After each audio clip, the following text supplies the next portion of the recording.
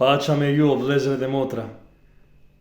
Vazhdojmë me leximin e Ungjillit të ditës, kapitulli 6 të Gjonit.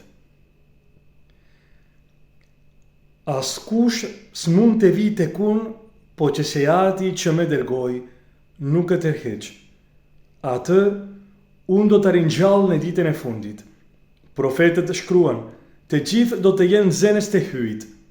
Kushto pra e dëgjon atin dhe përvetëson mesimin e tij, vjen tek unë. Kjo s'do të thotë se ndokush e pa atin, përveç atij që është të hyj. Vetëm ai e pa atin. Për një mend po ju them, ai që beson ka jetën e pasosur.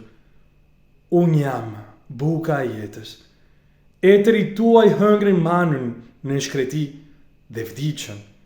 Kjo është buka që zbret nga qielli, që kush ta haj atë, të mos vdes askur. Unë jam buka e gjallë që zbriti prej qiellit. Nëse ndokush ha këtë bukë, do të jetoj për amshim. E buka që unë do ta jap është mishi im për jetën e botës. Fjala e Zotit, lavdi ty o Krisht. Mirë Krishti na tregon që ne të kemi jetë nuk varet thjesht nga forcat tona. Jo, është një dhuratë prej hyjit, që ne të kemi jetën e pasosur, që jeta jonë të realizohet, të jetë e bukur e plot, varet nga hiri i Zotit, nga dhurata e tij. Edhe po, që ka nevojë që të jetë e pranuar. Është Shpirti i Shenjtë që na lëviz, që bën që ne ta dëgjojmë mesimin e Atit, që na drejton tek Krishti, që ne të ham Krishtin. Do me thënë që të përqafojmë dhuratën e madhë që është persona e tij.